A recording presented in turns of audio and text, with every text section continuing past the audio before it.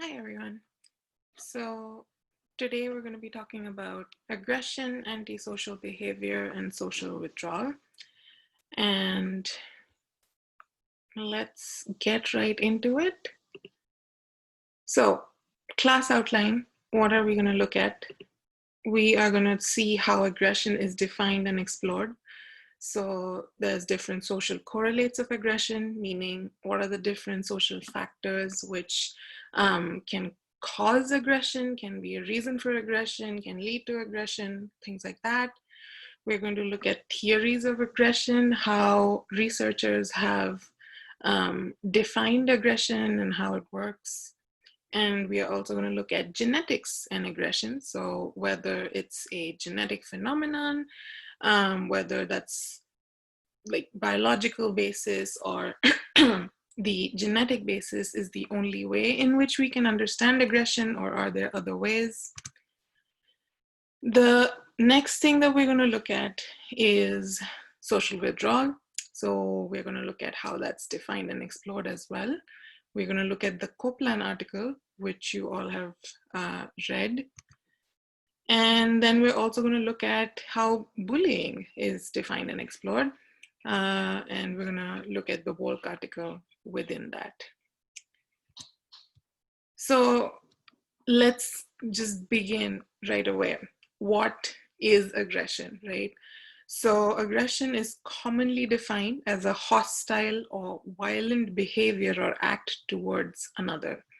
So this includes unprovoked attacks. So you might be aggressive towards someone even if they have not provoked that aggression in any way.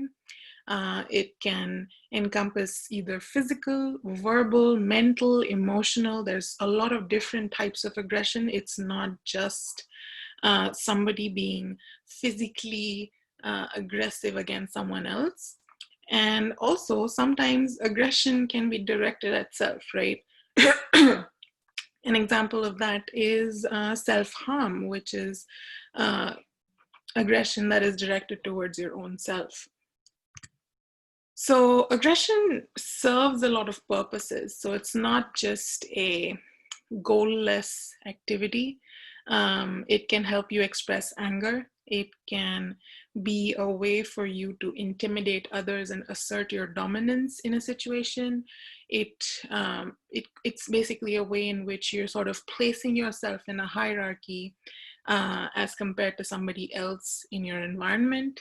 It could be a response to fear or threat, right? So sometimes, and also a reaction to pain. So in both of those cases, if you think about examples, aggression sometimes is just people who are either scared of something that's happening to them, they're feeling threatened by something, or they are in really, really bad pain.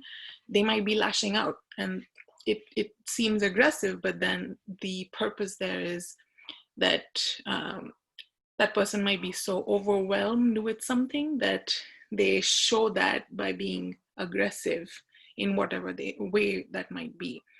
Now, in some cases, this aggressive response it's not always a detrimental thing, right? So for example, we are going to get into frustration a little bit later, which is also one of the reasons why people show aggression.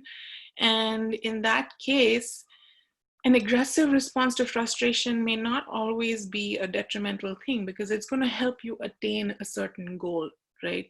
And so that's going to be something we'll get into a little bit later, but just to introduce the concept that even though aggression is problematic and symptomatic of something else, it's not always a bad thing. It's not always something that's unhelpful or useless in all situations. In some cases, it might actually help the person. So there's also, we have to remember that there's affective aggression, which at the end of the day is aggression that is unplanned and uncontrolled, right? So firstly, as we talked about, aggression could be unprovoked attacks, and also it's not something that you have really sat down and planned and controlled yourself into being aggressive in a certain way. In most cases, it's just a very unplanned thing. It's a reaction to something else. And so people are not always able to control it or plan it. So we're going to get into the social correlates of aggression that we talked about. Basically, the different factors that might be leading to aggression and that might cause aggression. The first one is isolation. And the best example of looking at this is that there's been a study done with mice, as you can see, and they found that isolated animals will often attack members of their own species as well as members of other species. But it's something that has been observed in a lot of different lab studies, like with mice here. And as you can see, that mouse there attacking the other one is a lot smaller. So it's not really a case of aggression just to show their dominance, but it might just be aggression as a result of being isolated for a long, long time and not knowing how to deal with another of their own species, even in their vicinity. So another example that I could think of here would be there have been cases where they have found human beings who have been isolated for a long time. You know, all the stories about children growing up in the forest and things like that, which of course, the Jungle Book was based on something like that, but there were real situations where that happened. And people would refer to these children as wild or, like feral. But the idea, the bottom line there was that they had been isolated for so long that they didn't exactly know how to deal with other humans when they were near them. And in some cases, they got violent and aggressive. So isolation, definitely a big part of why somebody might be aggressive, because they don't know how to deal with that. The next one, obviously, any kind of social interaction or peer interaction can be a very strong correlate of aggression, right? So there's a study done by Cairns in 1979, and they saw that normal individuals, and normal here meaning just everyday people who didn't look at any particular sort of personality traits in particular. They just looked at everyone, and they found that these people would agree to injure another person just because they were told that they had to do so by an authority figure. So this graph that you see on the right side of the screen is, it shows you different levels of electric shock that the subjects were asked to administer to someone else. And as you can see, there's a lot of different voltages on the bottom there. And there's that nice little progression from 300 to about maybe like 400 volts. And some people chose those numbers. But there's that huge, like really, really tall bar right at the end there of 450 volts, which the majority of people said they would administer to another person because they had been asked to, even though it was labeled as severe shock. The shock wasn't actually applied to anybody else. It was just a question that they were asked. But what it shows here is that based on interactions, based on social situations and peer situations that you're in, it is highly likely that someone would agree to be aggressive in some way towards someone else just because they are part of a group or because they've been told that they have to do that by an authority figure, right? So an example of this is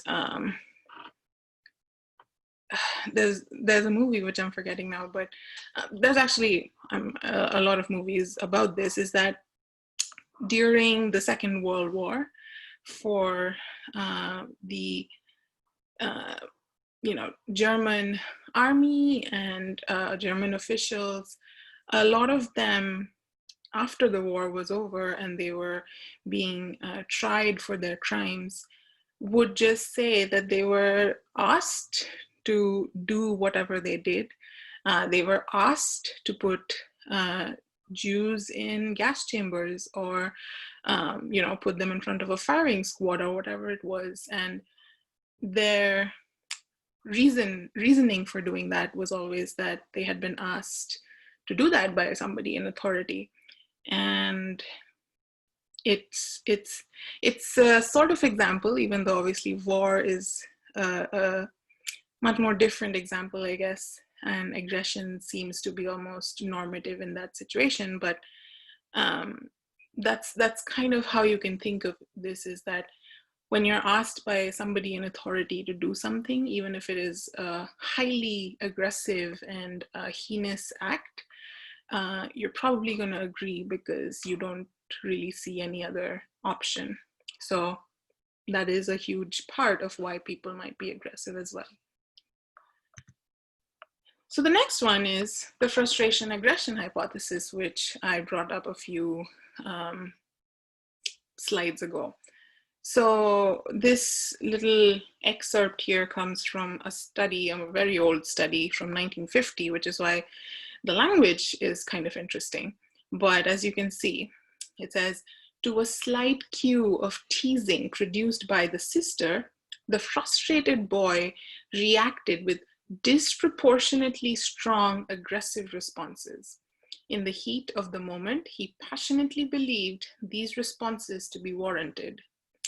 He was unable to do anything except plunge into the quarrel. He had displaced to his sister anger aroused by the non-appearance of his friend, right?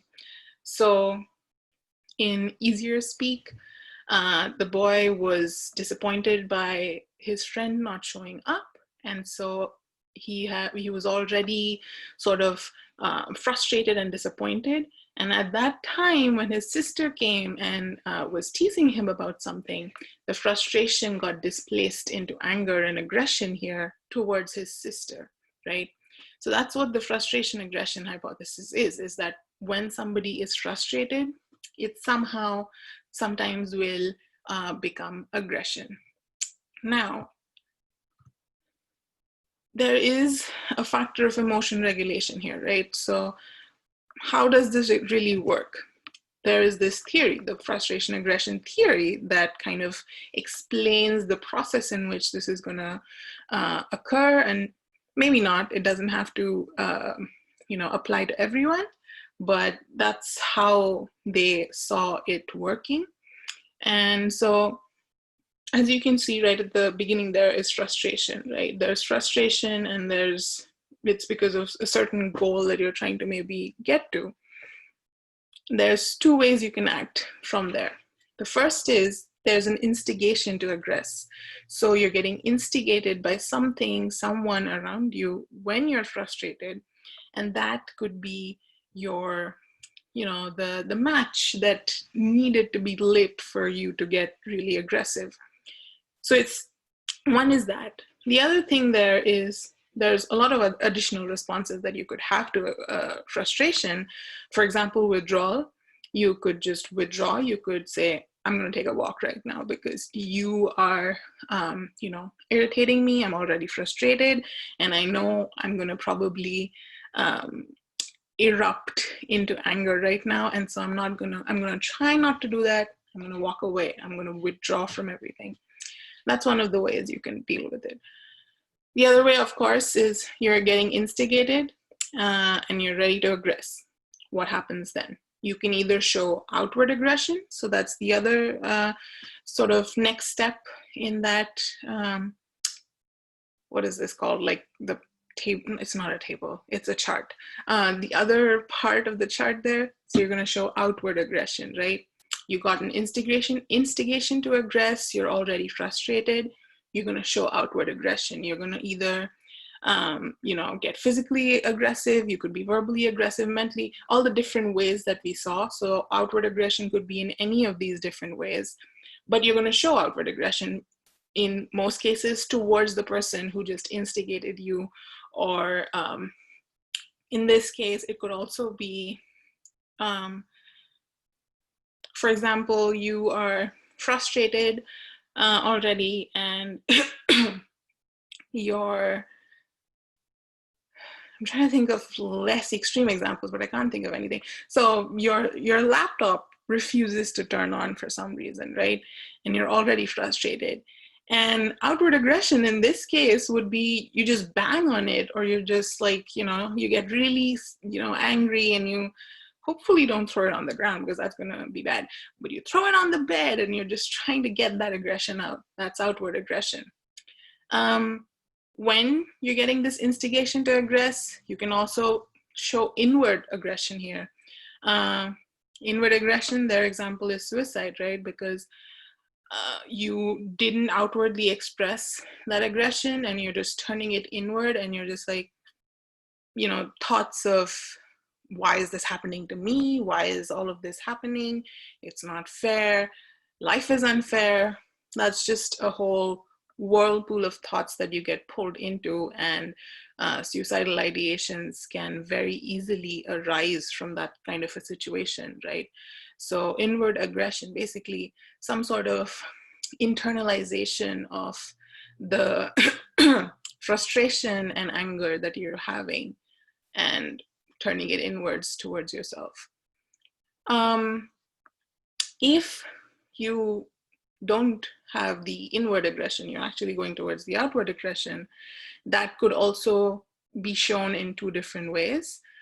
First one is direct. So like I said, from the example we just saw, this was direct aggression because the boy was instigated by the sister. He was frustrated, he was instigated by her, he showed aggression towards her. But you can also look at it as the other option, which is displaced aggression here, which is that he displaced his anger towards his friend, towards his sister here, right? So in this case, the instigation was slightly different. So, you have to understand it in slightly different ways, because here in this example here, and so this example comes from the same article that this chart comes from. So it's a little confusing in that sense, is because they believe, like you can see the word displaced is also highlighted here, but they believe that it can be either direct or displaced. In this example, they're saying it's displaced because the anger and frustration was actually towards the friend who didn't show up, but then it got displaced towards the sister, who is the one who instigated it, right? Because she was the one who sort of teased him when he was already frustrated. So in a way, she is the one who's the instigator here, but then it's displaced towards her and not exactly direct, because she is not the original reason for the frustration or the anger. So my point for that whole ramble was that just because we have this chart, not everything is going to fit in perfectly within all of this, right? I'm pretty sure Dollard and Miller have put in more thought into it, so I'm not going to say that it's wrong, but it's a little bit more sophisticated than just looking at this and being like, oh yeah, it's either displaced or direct. So we have to put in more thought into that. But bottom line is, frustration can lead to aggression very, very easily, and that's not something that you need a study to tell you. I'm pretty sure you have examples from your own life of how maybe you have responded to certain situations, or you've seen people around you responding to certain situations where they were frustrated, and it led to something aggressive. So that was one of the kind of theories or models in which, using which we look at aggression. We also have the aggression dependency model. Now, what does this say? This says that there's this concept of antisocial aggression, right? And this whole thing emerges from a disruption in the child's dependency relationship to their parents or caregivers, right? So when a child is really young, if there is a lack of affection, there's a lack of nurturing in the parent-child or caregiver-child relationship, it might lead to antisocial aggression, right? So like they say in this article, that a child who lacks close dependent ties to parents or caregivers can have little opportunity or desire to model himself after them or to internalize their standards of behavior, right? So what they're trying to say is that when that relationship, that dependency does not exist for a child, when the child is not getting the sort of nurturing that they need from their caregiver, they don't see those caregivers as a model for socialization in some senses. And so they don't think they need to be modeling anything that this caregiver is doing. And so in the absence of such internalized controls, the child's aggression is likely expressed in an immediate, direct, and socially unacceptable fashion. So when the child is in such a situation where it actually might be attachment insecurity, right? So in whatever way it might be showing, it's probably emerging out of some sort of insecure kind of attachment with the caregiver. And it makes the child think that this person doesn't really have much of a link to me, and I don't need to be working off of or modeling my behavior off of theirs. And according to this study here, that kind of a situation might lead to an aggressive child because they are just maybe reacting to different situations in a very, very different way. And they don't realize that they need to be maybe in a way regulating their emotion and regulating that sort of immediate reaction that they might have to different situations, because they don't have a model to after whom to model their behavior. So this is another model in which they looked at aggression. So it's the aggression dependency model, based on the dependency that a child has on their parent or caregiver. This is also a pretty old one. As you can see, it's from 1959. Another model using which people looked at aggression is the social information processing model. Now, as you can see, again, this is also kind of old, not as old as the other two. So this is from 1994 by Crick and Dodge. And the whole point of this model is to see how this aggressive reaction sort of builds, right? So there's different steps. The first one is something happens, right? And you are encoding certain social cues from your environment. So let's say, like they show in the picture here, it looks like this one, the darker haired kid is opening some sort of box or doing something, and the lighter haired kid is kind of not really, happy with the situation or whatever it is. So he's looking at these certain social cues, right? This darker haired kid is doing what he's doing. And this other child is looking at that. He's looking at the social cue that he's getting, and he's encoding it in his mind. He's then interpreting these social cues, right? So once he's encoded, which means he's looking at is, he's sort of understanding what he's looking at, he's encoding that in his mind, then he has to interpret it, right? Because interpretation is based on our perception of a situation, blah, blah, blah. And so he's going to interpret that social cue now. So let's say in this kid's situation, he encoded it. He saw, let's say that box belongs to this lighter haired child, right?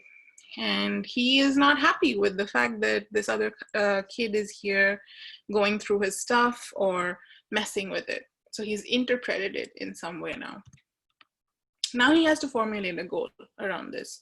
So his goal right now, because he's not happy with this other child messing with his stuff, would be to stop this other child from messing with his box, whatever. And so that's his goal in mind now. Goal, not gold. Goal in mind now.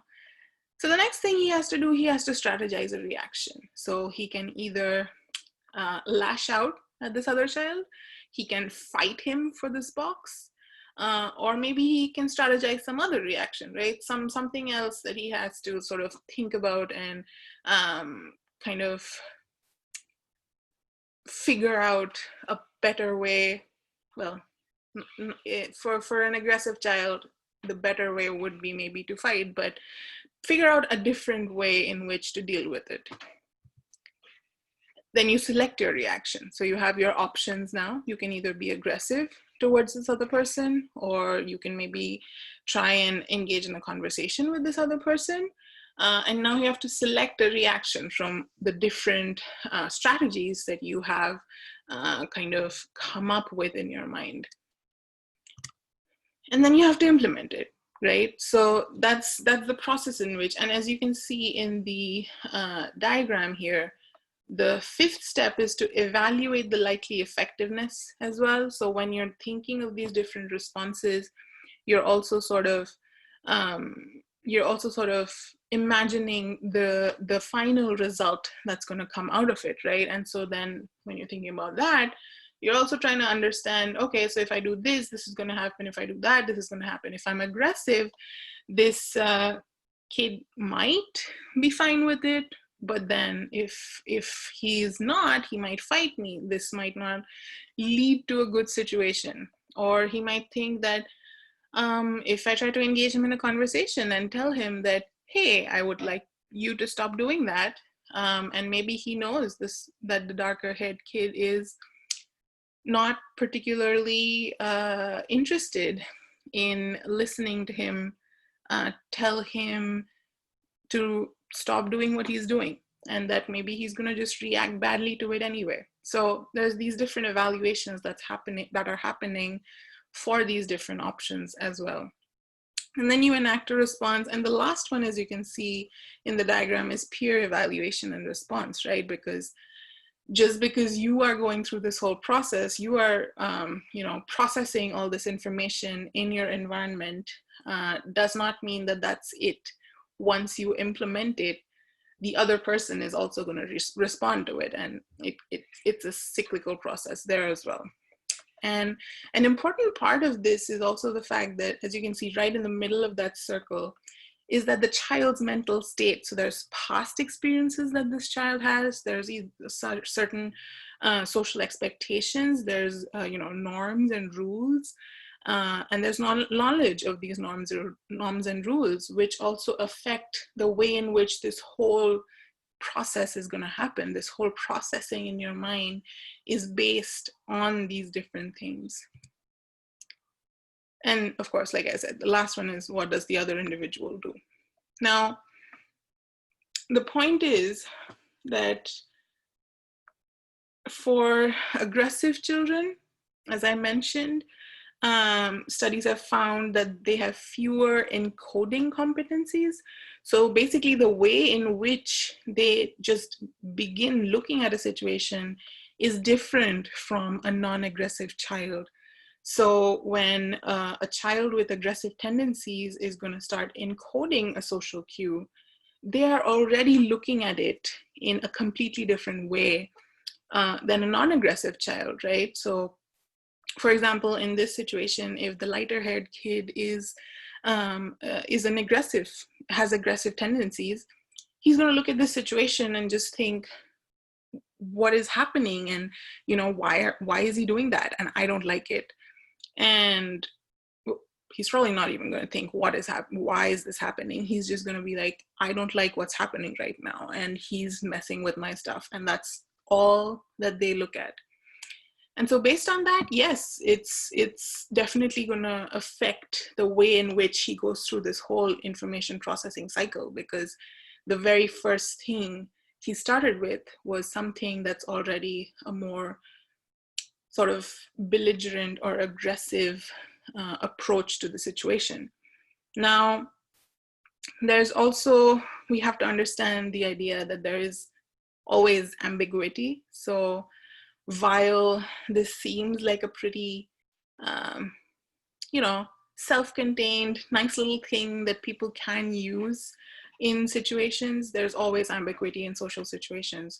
And it's not always that easy to look at something and say, this is right, this is wrong, right? So when we're looking at this little picture here of these two kids, I know that we're supposed to be seeing the dark-haired kid as doing something wrong. They've given him an expression that seems sort of evil-ish, but we don't know, right? If this was an actual situation and you were just shown a photo, there is no way of knowing who was doing what and whether it was right and wrong, because unless you're in the situation yourself, it's very, very difficult to know.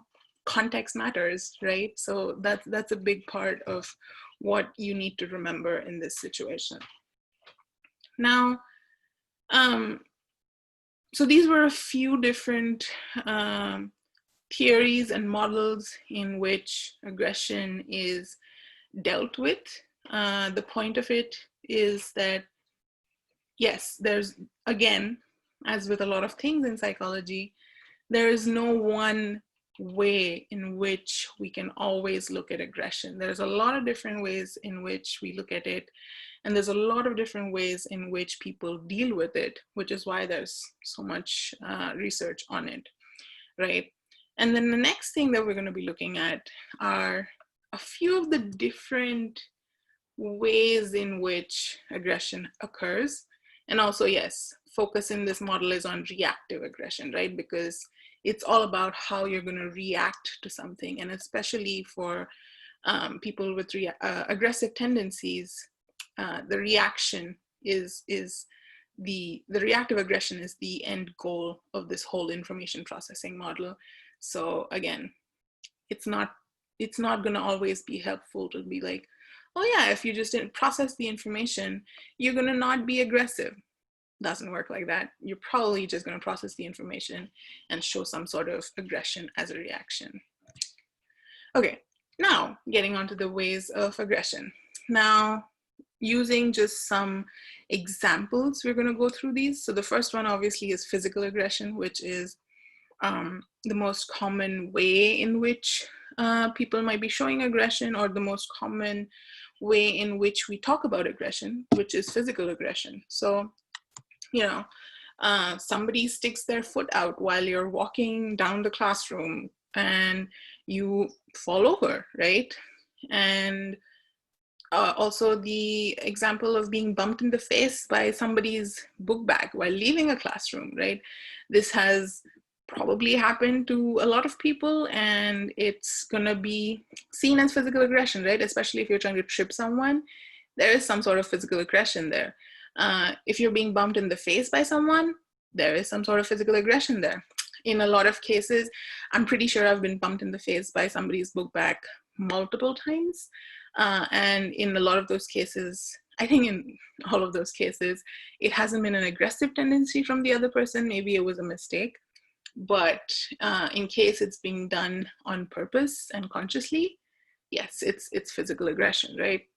There's also relational aggression, right? So now, not being invited to a party after approaching a group of boys who were talking to one another about the party. So you heard them, you overheard them talking about the party, you go up to them to talk about it, but none of them invites you, right? That's relational aggression. There's a lot of relational aggression within, and it's relational. Why? Because it's happening within this relationship, right? So there's this social relationship here, and the aggression here is sort of a result of or a factor of this relationship that you're in.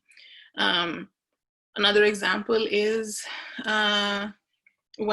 so Bethany and I have done a lot of observations in preschool classrooms. I have seen situations where preschoolers like have kind of been like, oh yeah, you're not doing this one thing, so I'm not going to be your friend anymore, and I'm going to tell the other people not to be your friend either. That is relational aggression.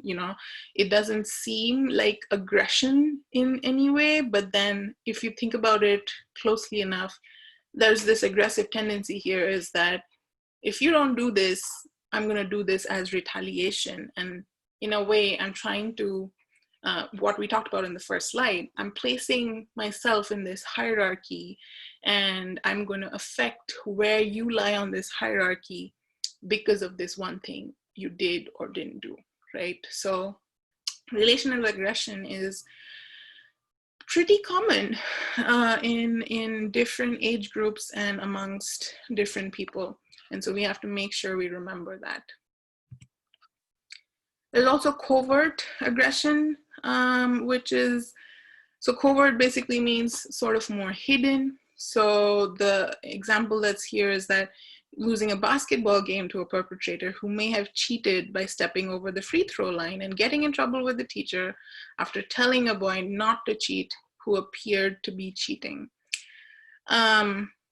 There's a lot of obviously different layers in covert aggression, but it's the basic idea is that it's somewhat hidden, but then the aggression is happening, but then from the outside perspective, it might not be obvious at all.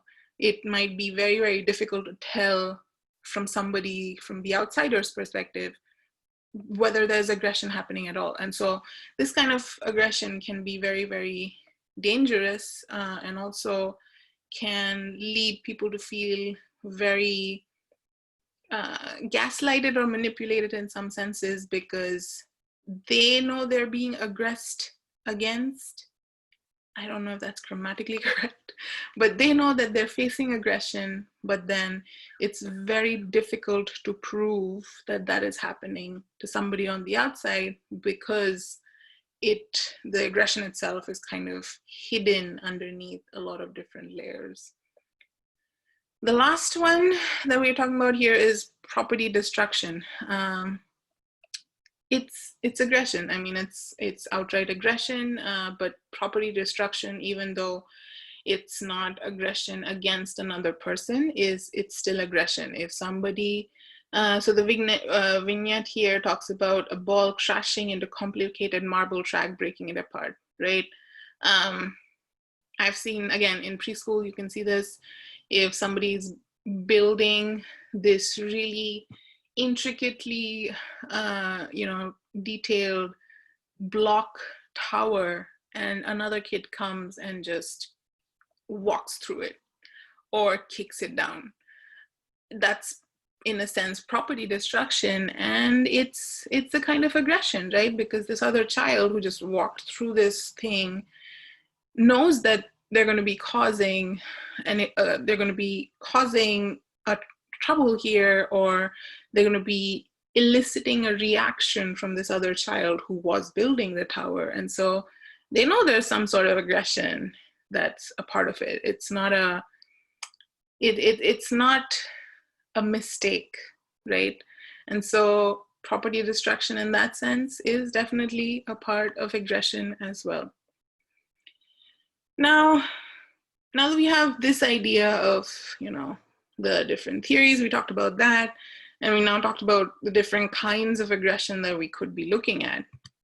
The next thing that we're going to look at is the gene-environment interaction with aggression, right? So how does aggression work? Is it just a genetic thing? Is it something based on the environment? How is it happening? Is it an interaction between the two? What is it? So we're going to go back to Caspi, who you might remember from earlier classes. He is the one who worked with the Dunedin sample in New Zealand. Now, Caspi and colleagues studied antisocial behavior, and they examined why certain children who are maltreated can develop aggressive tendencies while others do not, right? So they saw that child maltreatment increased the risk of later criminality by about 50%, right? So question is here, is it because of environment? Like, what is affecting, how is this link playing out? Why is this link playing out? They also, however, found that most maltreated children did not become criminals, okay? So as you can see, the first argument was that child maltreatment increased the risk of later criminality by 50%, but most maltreated children did not actually become criminals. So what's happening here, right? So in a way, we're looking at a diathesis stress model here, right? So what's the diathesis stress model is that there's some sort of stress in your environment, and there is a sort of there's a conversation you're having with it, right? It's a bidirectional, sorry. There's a bidirectional relationship here, and that's what's causing you stress, and that's what's leading to other outcomes as well. So there's behaviors, disorders derived from an interaction between predetermined vulnerabilities. And here, what are these vulnerabilities? It's a genetic factor that we're going to talk about. And then there's also these environmental factors, which are the stressors. And so there's this bidirectional interaction, that's difficult, between these two, which is leading to this outcome, right? So when this combination occurs and when it exceeds a threshold, right? So till a point, it's not affecting anything, but the very moment it goes above that, it leads to some sort of disorder. And in this study by Caspi and colleagues, maltreatment was the risk factor. And they also found some other individual differences here. So what is it? And is it dependent on genetic susceptibility? So they looked at this one gene called the MAOA gene, so the monoamine oxidase A gene, okay? You don't really have to remember the whole, the breakdown of what MAOA stands for. They looked at this gene, they looked at how it was encoded, and they found that it can influence aggression. Now, there is no general relationship between MAOA and aggression, okay? Like in everyday life, this MAOA gene, which, probably exists in all of us, it's not gonna affect how aggressive we become. However, when a child has a history of maltreatment, it can result in a certain link between this MAOA gene and aggression. So, like I said, we might all be having this gene, but what triggers it is dependent on whether or not we have faced maltreatment as children. So like I said, Caspi worked with the Dunedin sample. He looked at that same sample again, where participants were now up at that point when he did the study in 2002, were up to 26 years of age, and they had certain additional measures added for probable and severe maltreatment. In the sample, majority of them had experienced no maltreatment, 25% experienced probable maltreatment, and about 8% experienced severe maltreatment. So that's kind of the sample we're working with. And this is what they found. Now, as you can see, the childhood maltreatment is on the bottom there on the x-axis for children who had no maltreatment, probable maltreatment, and then the last one, severe maltreatment. And the two lines there, the black line is for the individuals who had low MAOA activity, right? So this gene had low activity in these people. And for the gray line there are the people who had high MAOA activity. So as you can see, for those with no maltreatment or probable maltreatment, there's not a lot of difference in in how these children showed antisocial behavior. So that's our y-axis there, is antisocial behavior. And so MAOA, how active it was in these people didn't seem to affect the way in which they were antisocial. But for those with high levels of MAOA, and for those who faced severe maltreatment as children, there seems to be an effect here, because the ones who had high MAOA activity, so the gray line here, they kind of seemed to be protected from becoming antisocial here. And antisocial here is kind of, we're looking at it as a correlation to aggression, right? So this high level of the MAOA activity actually ended up being a protective factor for these children, for these individuals who faced severe maltreatment as children. And so, as it's given here, severely maltreated youth are less antisocial than severely maltreated youth at low levels of MAOA. So it's a protective gene. So these are some more sort of charts to show how that works. And they looked at several different outcomes. So as you can see, the first one there is for conduct disorder. The second one there is how many of them were convicted for violent offenses. The third one is disposition towards violence, how violent they would be. And the last one is antisocial personality disorder. And so, yeah, as you can see, the black bars in all of these are the people who face severe maltreatment.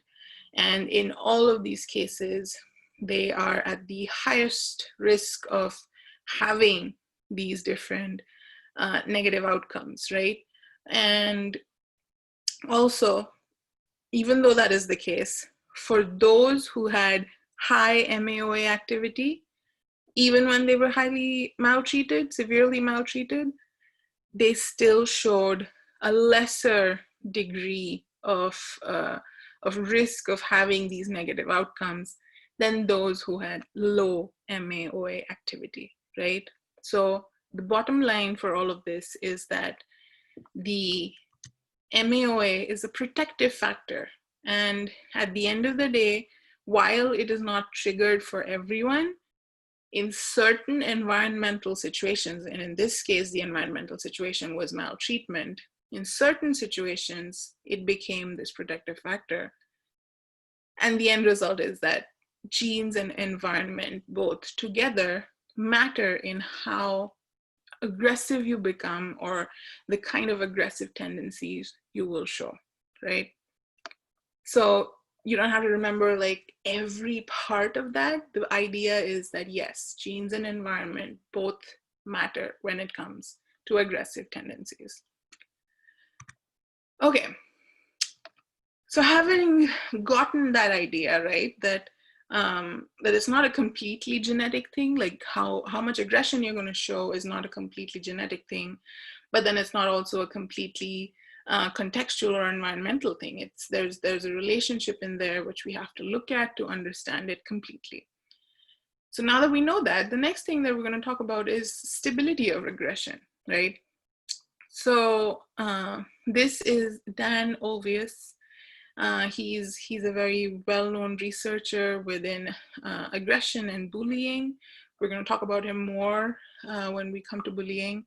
And the idea here is he talked about how stable these aggressive tendencies were over the lifespan, right? Now, as he says, the degree of stability that exists in the area of aggression is quite substantial. He believes that, in fact, it's not much lower than the stability typically found in the domain of intelligence testing, right? And intelligence testing seems to based on the research with intelligence testing, you know, when you have IQ, that seems to be something that people believe is going to continue throughout your lifespan, right? You get IQ tested once and you hear people quoting that score throughout their lifespan. So that's kind of how he's putting it here, is that the stability of aggressive tendencies is very similar to the kind of stability that we see in intelligence testing. So there's marked individual differences in habitual aggression levels, and these manifest themselves early in life, certainly by the age of 3. So like I was talking about, you know, for preschoolers, it is easy to see certain of these aggressive tendencies when you're in a classroom with them and the way in which they engage with other students. And there's research to show that there is stability and continuity there, right? So if there's a child showing aggressive tendencies by that age, it's possible that they will continue to show that aggression later on in their life as well, which in a way makes it easy to work with these children so that that does not happen in a way in which it will affect their lives negatively or detrimentally over time. Now, given that factor though, the reason why we can say that yes, there's some sort of continuity is because, again, studies have been done. A lot of studies show how criminality can be predicted from aggression. As you can see here, there is this chart. We have one of them, the lighter gray ones are the males, the darker ones here are the females.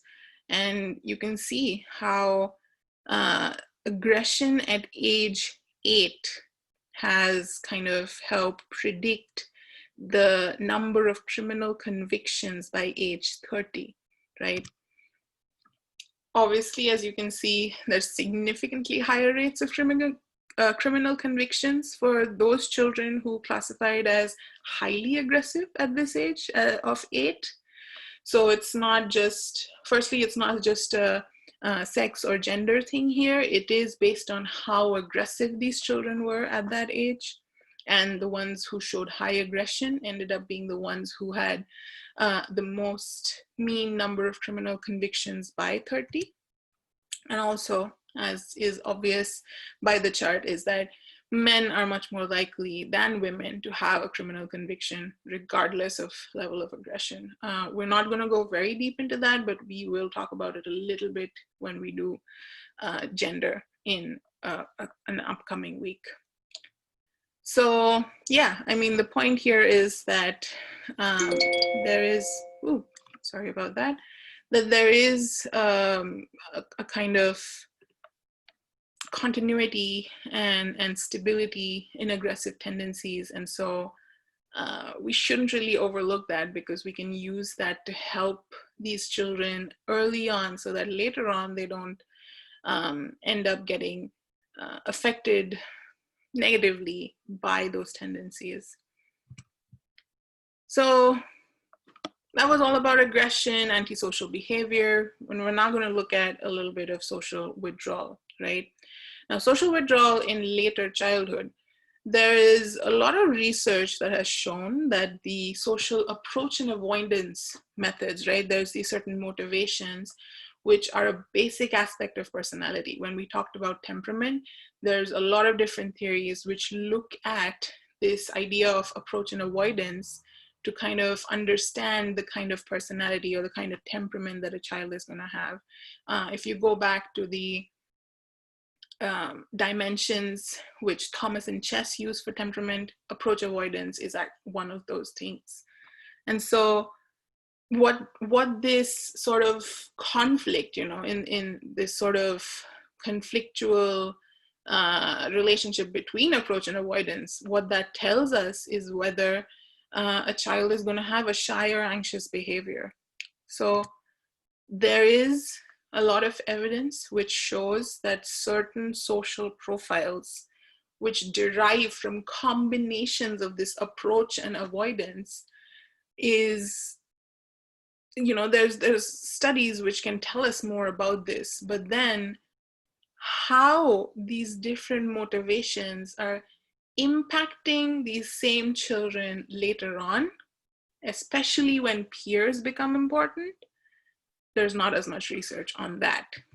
So, and when I say there's not as much, there wasn't, and that's why Copeland did this study, right? So Copeland and colleagues, another one of the studies that we're looking at, they looked at a model which would help them link social approach, avoidance, and withdrawn behaviors, particularly in the sense of peer problems, right?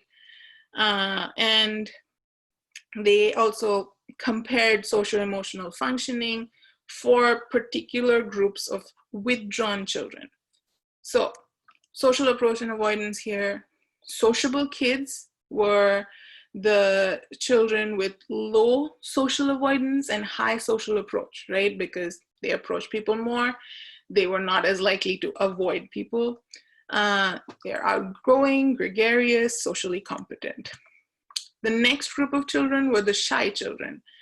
These children had high social avoidance and high social approach, right? So they didn't exactly, I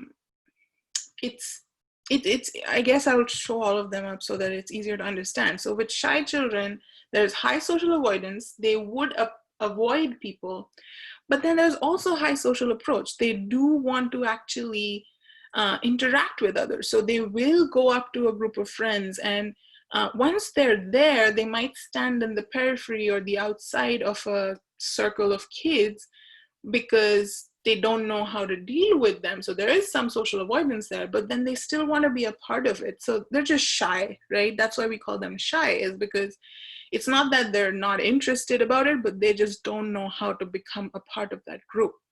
So they're fearful, anxious, they refrain from social situations despite a desire to affiliate, right? Then you have your unsociable children. Now these children are low social avoidance and low social approach. So what does that mean? They're not really socially avoiding anyone, right? So if they're in a social situation, they'll remain there. I mean, they're not going to be like worried about it or anxious about it. But then they're also low social approach. So if they do have to go up to a group of friends, it's not a given that they will do that. They're not interested in doing that. So the characteristics are they have a non-fearful preference for solitude, right? They just prefer to be by themselves. The last one group is the socially avoidant group. Now, these children are high social avoidance. They want to avoid other people, and they are low social approach. They don't have interest in approaching anyone either. And so obviously, again, there's a preference for solitude here, but they are also actively seeking to avoid social contact, which is in contrast to the unsociable kids who are just like, I prefer to be alone, but if somebody comes into my, vicinity, I'm not gonna, throw up a stink about it. So this is something that is kind of interesting to look at in this approach avoidance framework, because some of these seem kind of difficult to understand, but we have to understand that just because somebody is socially avoidant doesn't mean automatically that they're going to be, not wanting to approach someone socially, or vice versa. So there's a mix of these different things, and that's what this study looked at. So what did they see? Their sample was 367 children in the 4th, 5th, and 6th grades, out of which 179 were males. It was a majority white sample and a majority sample where parents had completed some college level education. And within that sample, this is how they were categorized. 15.2% were shy conflicted, 14.7% were unsociable, 8.7% were avoidant, and 57.7% were categorized as a comparison. So neither shy nor avoidant. So it's not necessary that every child is going to fit perfectly within those four categories, right? These were the measures that they looked at. They looked at social motivations. So they looked at child reports of shyness and preference for solitude. They looked at social withdrawal, so observations of children's socially withdrawn behaviors, right? So whether they're playing by themselves, so solitary play, or reticent behavior, how well did they, interact with others, and how kind of willing or unwilling were they to have those interactions. And then the last thing was socio-emotional functioning. So there were, again, child reports of loneliness, perceptions of peer relations, and victimization. And then they also had parent reports of peer problems and conduct problems from a subsample of the children. So not all of them, but some of them, for some of them, they got parent reports as well. So now, given all of this information, what was the conceptual model that they looked at? They wanted to see if shyness and preference for solitude both affected how socially withdrawn the child was, and based on that level of social withdrawal, whether that affected or led to peer problems. This is their basic model or hypothesis that they were looking at. And now, what did they find? They found that there was actually a sort of kind of direct link from shyness to peer problems, right? Oh, and that was also part of their model. So what they found was, so with social withdrawal, which was solitary activities, out of school, schoolyard, non-social behaviors, all of these were part of social withdrawal. They found that both shyness and preference for solitude actually affected that, right? There's, as you can see, a pretty significant positive relationship between those two factors and social withdrawal. So being shy and having a preference for solitude would lead to more socially withdrawn behavior. Also, social withdrawal as a whole had a highly significant positive relationship with peer problems as well. And peer problems for them, they looked at loneliness, perceptions of peer relations, victimization, as we talked about. And yes, socially withdrawn kids did end up having more peer problems than those who didn't. And another thing, as we talked about, shyness also has this direct relationship to peer problems. So shyer kids, as you can see, like very significantly had a positive relationship to peer problems, right? So the shyer a kid was, the more likely they were to have peer problems. And we're going to talk about all of this a little bit when we do peers towards the end. So we're not going to go too much into that right away. So the kind of, what do you call it? Like a concluding thing here is, so there's this subgroup analysis here. We have the different groups. So we have the shy kids, unsociable kids, avoidant, and the comparison children. And then we also see all of these different outcomes, right? As you can see, there is a lot more anxiety and negative affect that we see within the shy and avoidant kids as compared to the unsociable and comparison kids, right? So the shy, conflicted children and the avoidant children are much more likely to have more anxiety and show more negative affect as compared to just the unsociable kids or the comparison kids, you know, the ones who aren't exactly fitting into something in particular. Also, the avoidant children, as you can see, showed much lower positive affect than all of the others. So the avoidant children are not showing that much of positive affect, which, you know, makes sense, is that if you're trying to avoid someone, you're not going to constantly be positive towards others, because those are kind of mixed signals. So these children end up not showing as much positive affect at all. And lastly, Avoidant children, as you can see, showed significantly higher depressive biases, right? So as you can see, depressive symptoms 15.20 for the avoidant children is far higher than the other children.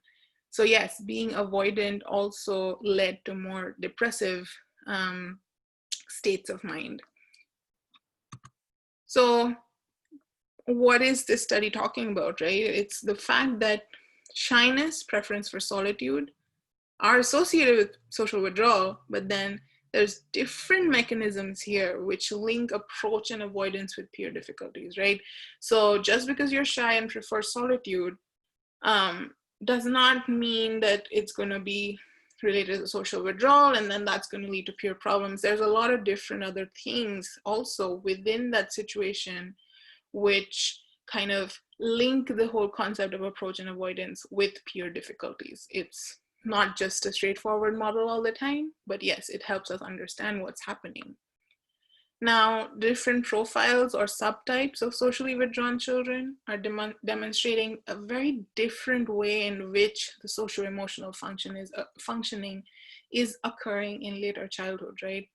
This study was the first to empirically test this, which is why we're looking at it. And also, it distinguished between the different profiles of social motivations, and it just showed the fact that this can provide these critical insights into how we can prevent it, how we can, form interventions for these children so that they don't have these issues later on in childhood, particularly victimization or these depressive tendencies, right? Now, there were also these negative peer responses to social withdrawal, which exacerbated the shy or avoidant children's negative perceptions of themselves.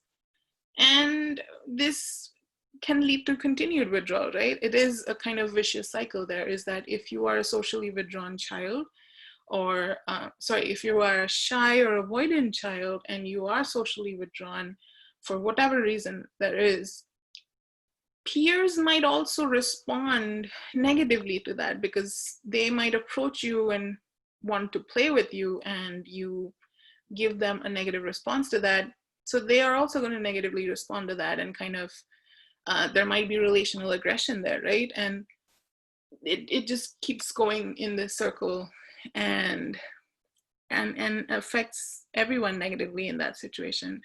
And so the point there is that all of this is not happening in isolation. The peer problems can be exacerbated by the peers having negative reactions themselves. So the context or the environment has a pretty big role here as well. So the next thing that we're going to be looking at is bullying. So bullying obviously is a topic that we've all heard about. A lot of us have probably faced it as well, or we've seen friends facing it or family members. So it's not a new thing. It's not something that you need to academically look at to understand, right? But we're still going to get into it. Bullying, commonly described as a systematic abuse of power, and it is repeated aggression against another person that is intentional and involves an imbalance of power, right? It could be direct, again, so there's name calling, you're beating people up, you're fighting. There's direct bullying there. There's relational, like we talked about, that you can be spreading rumors about somebody, you can be threatening them to, destroy their reputation in some way or the other. This is all part of relational bullying.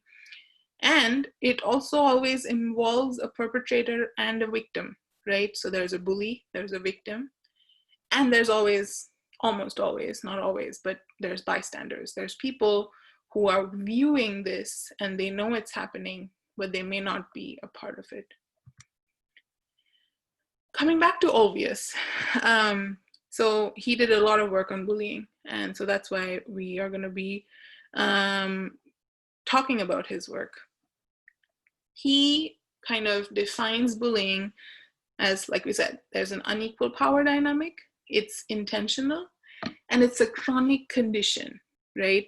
It's not just something, so this is something that he kind of stresses on, is that it's not something that just happened during school, or usually we see it in school age children, and that it happened in school. Once you're out of school, you're done with it, you never have to deal with it again. He talks about how this is chronic and this affects children throughout their life in different ways, right? So, and as we know, bullying is associated with, so many, is association, that's a typo, is associated with many different terms. There's victimization, you have aggression, there's just cruel behavior, disrespect, sexual harassment is part of bullying, there's racism, there's violence, homophobia. There's a lot of different ways in which bullying shows up. So the question is bullying different from aggression, right? Like, how are we differentiating the two? Why are we studying bullying as separate from aggression? So the point here is we're going to go back to what the CDC, the Center for Disease Control, talks about for bullying, right? Bullying is unwanted, aggressive behavior among school-aged children that involves a real or perceived power imbalance, right? So there, in some cases, it could be a real difference in power. So, for example, if the captain of the football team in a school bullies someone who is a freshman in high school, right, who isn't part of any group right now, they don't have that support system, they don't have any power to make any decisions within the school scenario. And so here there is somewhat of a real power imbalance there. But in some cases, it could just be a perceived power imbalance. So that is more in a social sense. So the most popular kid in school, right? Technically, you could say that there is still a real power imbalance there, because the popularity is enough of a social currency that they might be seen as having power. But let's say in terms of the way in which they can influence school decisions, right? The most popular kid may not be the favorite of the teachers, but they're seen as the most popular kid who is bullying another kid, who's not seen as very popular. This is a perceived power imbalance, because that difference or that hierarchical relationship there is not something that's gonna be accepted at the school level. Like, school officials are not going to come and be like, oh, you're popular, I guess, yes, you have more power over this other child. They don't, right? It's a perceived thing, it's a social thing, and it's a perception, and within that social framework that there is this power imbalance. So that's one of the biggest parts of bullying, is that there is a power imbalance, either real or perceived, within bullying. The behavior is repeated, right? Or has the potential to be repeated over time, which is why school situations are the biggest cases of where bullying occurs, is because children are in this enclosed space for hours upon hours in every day of every, not every day, but like every weekday of every week. And this creates this situation in which bullying firstly can occur, and it can be repeated potentially over time, right? So now both kids who are bullied and who bully others may have serious lasting problems. And that's what Ovius talks about, right? Now, as I just said, in order to be considered bullying, the behavior has to be aggressive, obviously, to begin with. And then, so there's the imbalance of power and repetition. These are the two things which differentiate bullying from aggression, okay? Aggression is sometimes about an imbalance of power, but then it's not always that. And also, it may not be repeated. You might be aggressive towards someone who you will never see again, right? So it's not it doesn't always have the potential to be repeated. And so when you have this imbalance of power and then you have the repetition, that is what makes something bullying versus just making it an aggressive act. And again, all of this we already talked about, is that bullying includes actions such as making threats, you're spreading rumors, you attack somebody physically, verbally, mentally, emotionally, or exclude them from a group on purpose, right? Again, relational aggressions there. Now, the obvious model, we're not gonna look at this video right now. This is gonna be part of your discussion post, so please watch this video once you're done watching this recording, and you're gonna be sort of having a bit of a, well, it's not a discussion, but it's there. You're gonna go to your discussion board and post something based on this video, right? The link for it is also in that discussion board, and the video itself is also separately present on Compass. So, but this is Dan Obvious. When I was preparing for this lecture, I found out that he actually passed away very recently, September of 2020. But his work on bullying is widespread. He's had a real effect on how people look at bullying. So it's an interesting interview, and so please watch it and see what he talks about and the way in which he talks about the obvious anti-bullying program, because bullying prevention was what he worked on. Now, whoa, apparently it starts playing. Okay, so now more on bullying. The idea here is that there's a paradox of aggressive behavior, right? And this is something I mentioned right at the beginning, is that there's certain adaptive reasons as to why we show aggression, but then it's also a maladaptive thing, right? It's a very gray sort of factor. You can't look at it in a very black and white sense. Bullying is a lot about social capital, right? It's not just about physical power here. It's not about how much you can beat up someone. It's more about the social currency, again, something that I mentioned, that you get out of it. So you're trying to become more popular with your peers.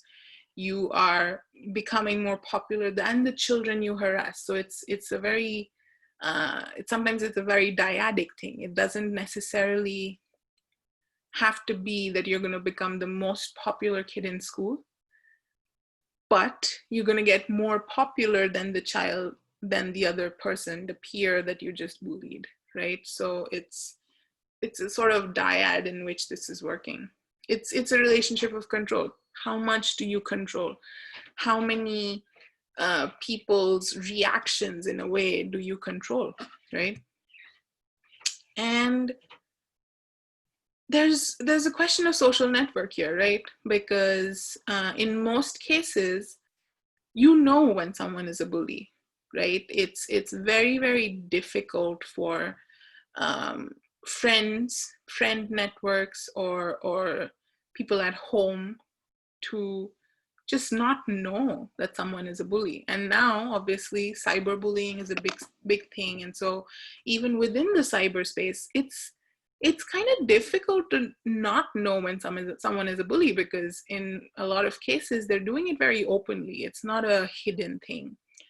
So do these social networks then help make the aggression adaptive for the bully? Is it some way in which we, as bystanders or people who know about this bullying, are we kind of helping make this aggression into an adaptive thing? So for that, like there's more awareness, but then there's also misperceptions, right? So media has a lot of different ways in which bullying is talked about. We talk about bullying as being an epidemic, right? But we have evidence to show that bullying rates haven't really changed as much.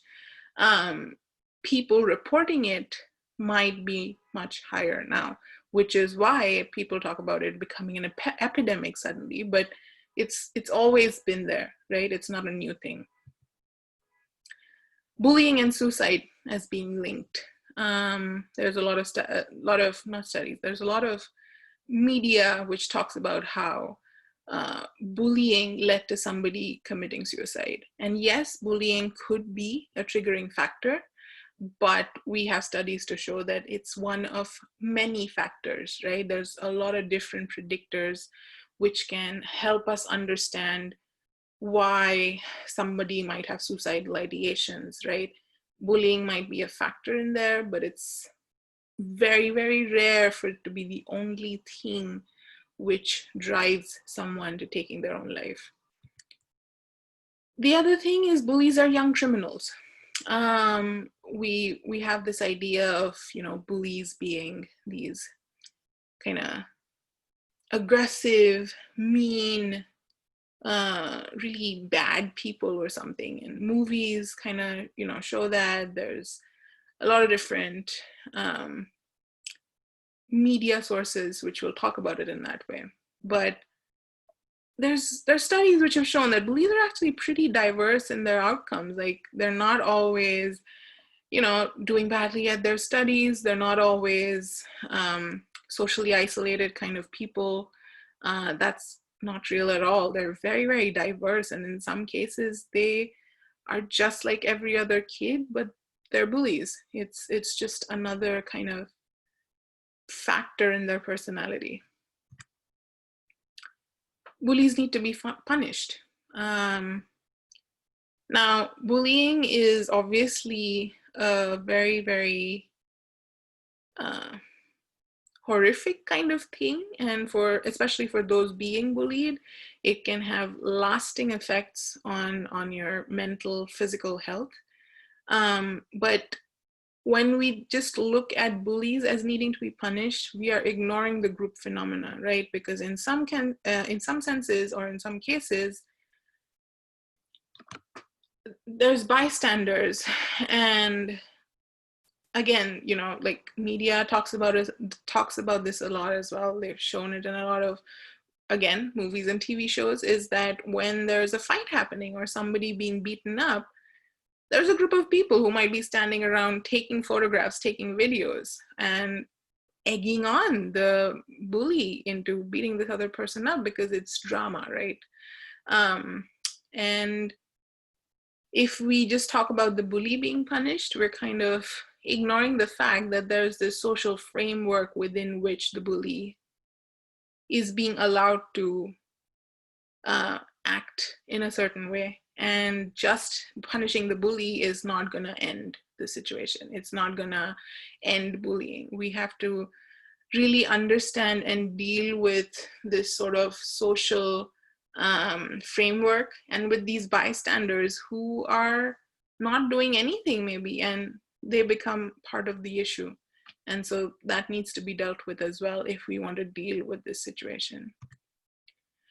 There's also the idea that bullies derive from dysfunctional families, right? Again, there's a lot of movies and TV shows which will talk about, this person is a bully, and it was because they were, coming from a broken family, or they were really, really, being beaten up by their own parents, and they displaced that aggression with their peers later on, or things like that, right? There's a lot of stuff showing that. But we have evidence to show that, quote unquote, good kids get involved in bullying too. So children who have no visible or tangible reason, which can be, observed easily, for getting into bullying. It might be something that we don't understand or something that we don't know, and that could be leading them to bullying. So we can't always say that it's the dysfunctional family that's causing somebody to become a bully. So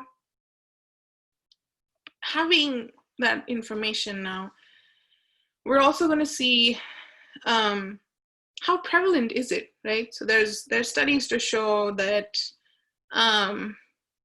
so this first one is about the percentage of youth who are reporting bullying. And as you can see, the highest obviously is in-person bullying, just face-to-face being bullied by somebody else.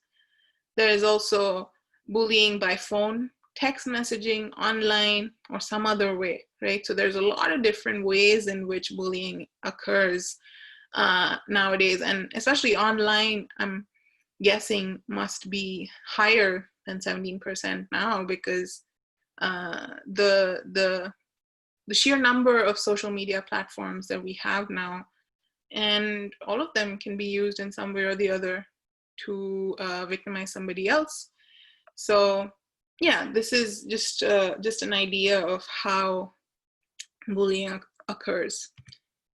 And there's also the number of different modes one is bullied in, right? So it's not just that if somebody is getting bullied in person, that's all that's happening. They might also be getting bullied through texts and online, right? So as this one shows, 56% of people said there's 0 modes. So I'm guessing those are the people who are not being bullied. But then 21% said that they were getting bullied through 1 mode, 11% 2, and then 6 and 3 and 3 for 3, 4, and 5 different modes of bullying. So most people get bullied through just 1 mode, but then there are certain people who are getting bullied from several different angles, in a sense.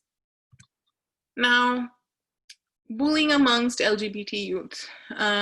This is something that we all know about. Homophobia is prevalent in so many different social setups and social spaces that it's something that has come up a lot, because in a lot of cases it's a very dangerous and deadly thing, right? But in a lot of cases it starts off as bullying. There's a lot of bullying among students with homophobic teasing and slurs, being called by different names which are homophobic. Bullying and homophobic victimization occurs more frequently among LGBT youth in American schools than students who identify as heterosexual. It's just something that has happened for a long time, and there are studies to show that it is true that LGBT youth face more bullying than heterosexual counterparts. A majority, 84.6%, I want you to look at that number because it is very, very high. A majority of LGBT students reported being verbally harassed, and 40% reported being physically assaulted. 40% is also a very, very high number. So again, this is giving us an idea of what the LGBT students have to face every day in schools. So bullying there's a lot of different reasons for bullying, but being LGBT, part of the LGBT community has been historically a really, really big part of why people are bullied. And sadly, it's occurring even now. It's not just that it was in the past, it's still happening. And in this one study, over 200,000 California students, 7.5% reported being bullied because they were gay or lesbian, or someone thought they were. So it's not just the fact that you're part of this group, but it's the overall prejudice and sort of discriminatory behavior that people have towards somebody just through the presumption that they might be part of this community. And yes, so there's also studies to show that just having this sort of homophobic language, the anti-gay language in schools, makes these environments hostile for these students, right? And as a result, they're also creating negative environments for heterosexual peers, because the idea of one group of students being victimized and it not affecting the others is not something that really happens. If somebody is getting victimized, it's going to end up affecting everyone. And so that's what this study looked at. Now, that was again part of one thing. Now we're going to go into the correlates and predictors of bullying. And so there's obviously a lot of individual factors which affect why somebody might be getting bullied or why somebody is bullying.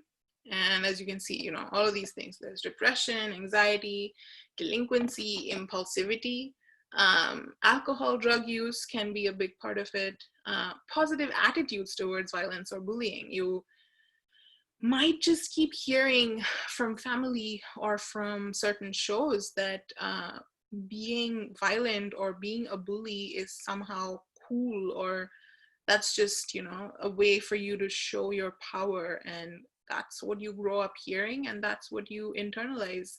And you end up believing that that's how it has to be. There's also low value for pro-social behavior. There's a lot of, I don't know how to explain that. There's a lot of online campaigns where people will go around attacking certain people because of something they said, and it just becomes a cool thing. It just seems like a cool thing. I know there's a YouTuber who sells merchandise based on the fact that he's savage, and that's become this cool thing to do, that, oh my gosh, I'm savage. There's also a song now called Savage, but it's just becomes so much a part of our vocabulary that even though a lot of people maybe aren't looking at it in a negative sense, the idea is that you don't have to be pro-social because it's much cooler and makes you much more popular to be savage. And I don't know how to explain that in any other way, but yes, that can lead to a belief that being a bully is acceptable and actually is going to help you socially. There's a lot of family factors as well. Your parents might not be supervising you in any way. There might be attachment insecurity at play, which we talked about in terms of the aggression dependency model. So that might also lead to bullying behaviors. You can have negative or critical relationships, which can affect it as well. Lack of discipline, support for violence, modeling of violence. You see violence at home, you're gonna model that somewhere else. There's also school factors. All of these things that might be happening in a family might also be happening in a school situation. And that can also lead you to bullying. So there's a lot of different things which lead to bullying. It's not just one or two things. There's a lot of different things which we need to look at if we want to understand bullying. Now, there's a very interesting study. So Woke and colleagues who looked at how bullies are affected, how victims are affected, and how bully victims are affected. So children who are both bullies, but they're also victims of bullying. Now, they did this study because there was relatively little knowledge about the specific characteristics and consequences for the three different categories of children. And they saw that bullying as a whole is associated with poor outcomes in childhood. And they wanted to see whether all of this lasted into adulthood. And so they looked at how being involved in childhood bullying and the chronicity of being bullied affected adult outcomes. So this chronic kind of condition, did it end up affecting adulthood? And within that, obviously, they looked beyond how adverse family relationships and psychiatric problems affected things, right? So like we were saying, there's not just a few things that affect how you act or why you become a bully. There's a lot of different things. And so this study tried to look at all of that. So the different groups that they looked at, firstly, obviously, are the victims who are bullied by others. They were characterized as being withdrawn, physically weak, having few or no friends. And the consequences that they found up to adulthood is that they had physical health problems, they had reduced academic achievement, and they had greater mental health problems as well. Then there were the pure bullies, right? The ones who bullied others.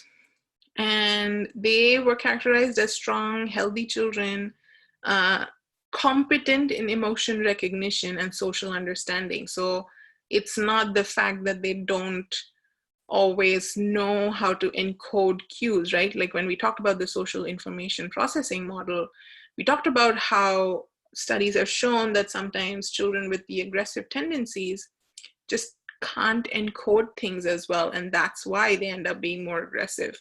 But this study found that pure bullies are competent in emotion recognition and social understanding. So they know very well what they're doing. It's not just a fact of, oh, you know, I'm not understanding this cue from somebody else and that's why I'm getting aggressive. That's not part of it. They are effective in manipulating others, and they sometimes come from disturbed families, right? That's also a part of it. Consequences, they are potentially at increased risk for later offending, but it was not entirely clear from the study. And then you have your bully victims. They have both been bullied by others and they have bullied others. They were characterized as impulsive, easily provoked, low in self-esteem, poor at understanding social cues, unpopular with peers, and coming from dysfunctional families, right? So you can see a pretty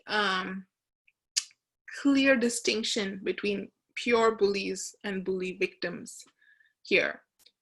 And also for the consequences, less is known about outcomes for these children and adults as well. Now, as you can see, so there's this chart here, and it's easy to see the children, the blue bars are for children who were not involved, well, the individuals who were not involved in bullying at all, and they are the only ones with any positive outcomes, right?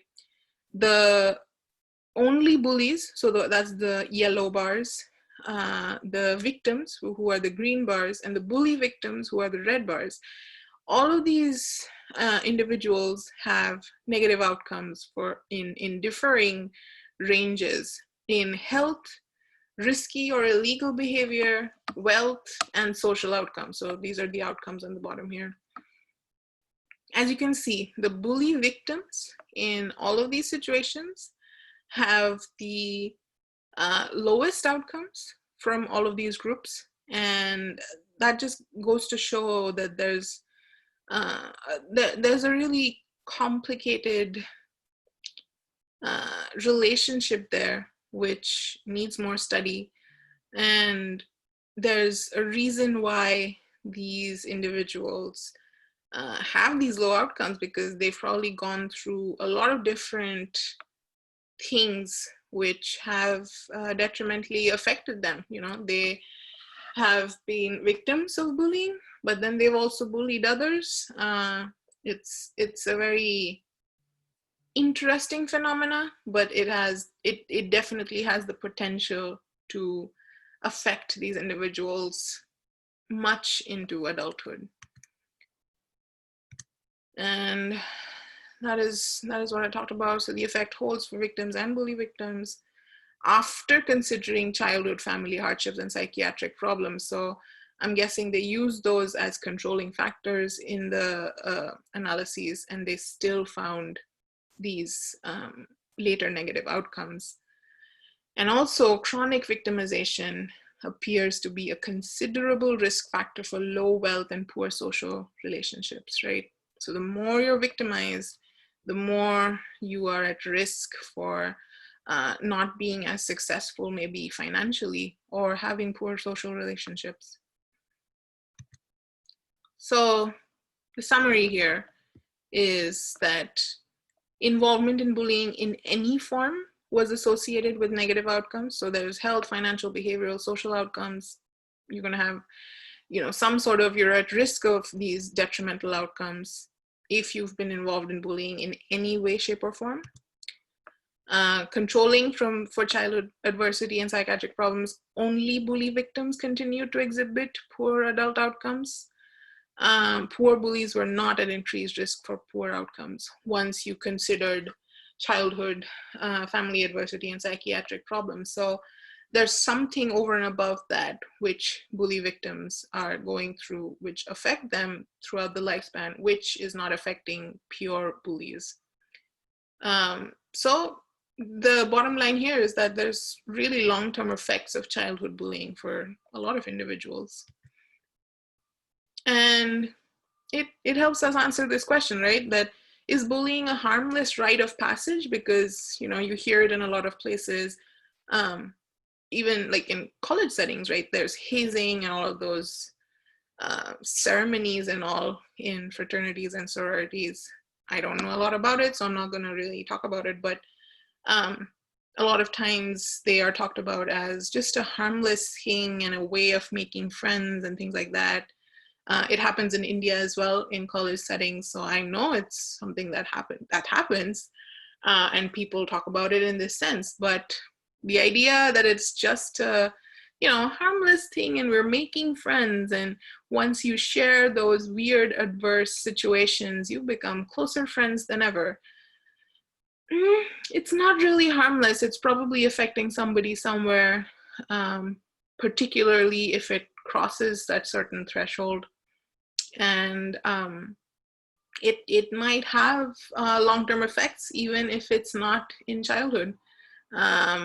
So yeah, it's not just a harmless thing. And when it's happening in school at that young age, it's definitely not harmless. There is going to be some sort of long-term effect from that.